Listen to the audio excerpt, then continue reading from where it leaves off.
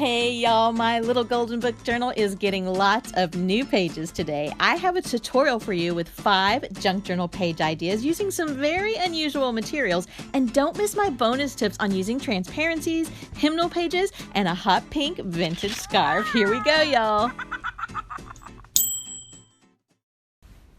Hey everyone, it's Melissa from pinkpaperpeppermints.com, and I'm so glad you're here. Welcome to my channel. Today we are making more signatures. I've got 5 more ideas for you for pages that you can do, and these are our ones from last week, and I had also worked on some of the construction of them, and I told you about that before, and so I wanted to show you how that came out. This was a partial page. You remember that from last time, and what I did was I had some vintage seam binding, and I just sewed it to the edge here of that page. And on this was our pocket page, and I sewed up the edges of it and added some pom-pom trim to the top, and I got the pom-pom trim at Hobby Lobby, and if you wait, they have really good 50% off all ribbon and trim sales, so if you wait you can catch that.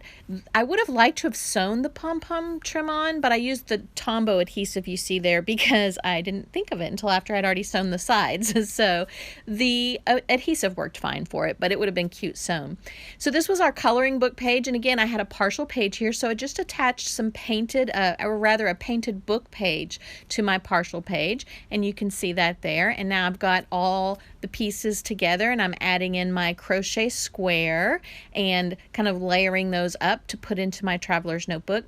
And I wanted to talk to you a little bit about something called creep. You see how the pages are sticking out on the side here, and if you look at the top you can see the crochet is the thing that's causing that the most. It's very thick, and so it's pushing those center pages out, and that's called creep when you're making signatures. And what you can do is take an X-Acto blade and just trim that off. I would lay a metal ruler down next to it and then just trim those extra pieces off. I personally don't do that because first of all, it doesn't bother me, and second of all, I don't want to take the time to do it. If it did bother me, I probably still wouldn't do it. But if that does bother you, you could do that. Okay, so our first page idea that we're going to do is using my spring printable ephemera kit, and I'm going to make a patchwork page. So I've cut out all my pieces of ephemera, and of course you could use any scraps and pieces that you have, and I'm going to use this painted paper as my background. I'm just folding that in half and making sure it fits on my page template. Remember last week we talked about the page template, and so I'm laying out my ephemera here, and the main thing is to just cover the whole back. If you had a cute paper behind it, you wouldn't even have to cover the whole back. You could just do little pieces here and there, but I like the idea of covering the whole back of the paper and making it look like a little patchwork quilt. I'm putting a tiny dot of adhesive in the center of each piece of ephemera because I don't want my sewing machine needle to get all gummed up. And this is the finished product. You can see that I've used a zigzag stitch and a straight stitch and a stitch that I don't know the name of. It's like a little shell stitch, but it's really pretty. And I just love all the texture of the stitches and the threads hanging down, and I just love the way it looks in my book. So the next thing we're going to do is a page made from basically just scrap paper that I was using underneath where I was working with spray inks, and it's actually a piece of parchment paper, and when it was dry it's so crinkly and yummy and kind of transparent, and the color is beautiful, so I love using that for a page in my book. Here we are using a dollar store file folder, and again I'm using my page template, wrapping it around, and now I've got a little mini B6 folder from that dollar store file folder, and I'm just going to sew up the edges of the pockets to make those pockets. This is one of my favorite ones. Can you guess what this is that I'm making this page out of? It is actually the bottom of a paint tray liner. This is the color that I painted my art studio, and when I was done with the tray I just could not believe how cute it looked. So after it dried I clipped the bottom of the tray out and saved it, and that's going to be a page in my book. So this is a napkin that's kind of like that parchment paper. It was underneath something that I was working with, a stencil I think, and I just loved the saturation of that bright hot pink color, and I was like, I cannot throw that away, and now it's going to be a page in my book. Okay, so our next one is something I'm excited about. I have a printable hymnal Traveler's Notebook insert, and I just came out with a B6 version. Before I just had standard because a lot of you wanted to see the whole hem on the page, and I've printed a page from that insert on a transparency.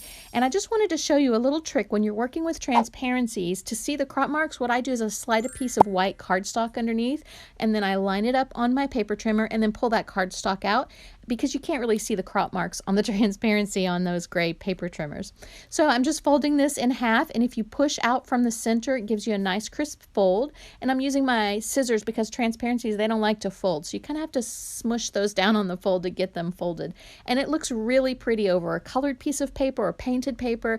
It just has a really pretty look to it. So I wanted to give you a little tip about my printable inserts. I know that a lot of you have purchased a lot of my different inserts, and I didn't know if you had thought of this, but you can actually mix the pages from all the different inserts. Because they're the same size, you can kind of create your very own unique insert by mixing the pages.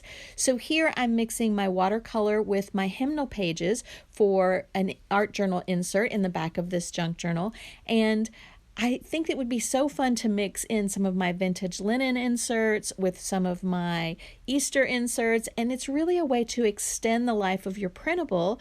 Even though you've used these inserts before, by mixing and matching the pages, you can create a whole new one.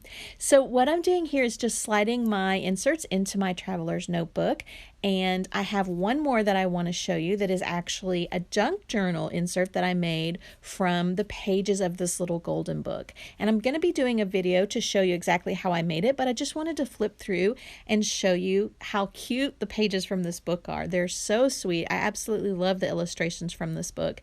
And I just cut the pages and mixed in some ephemera and junk journal and painted papers with them. And like I said, I'll have a video for you for that probably next week to show you how I made that. And I've got that slid into my book now. And I had one more tip that I wanted to tell you.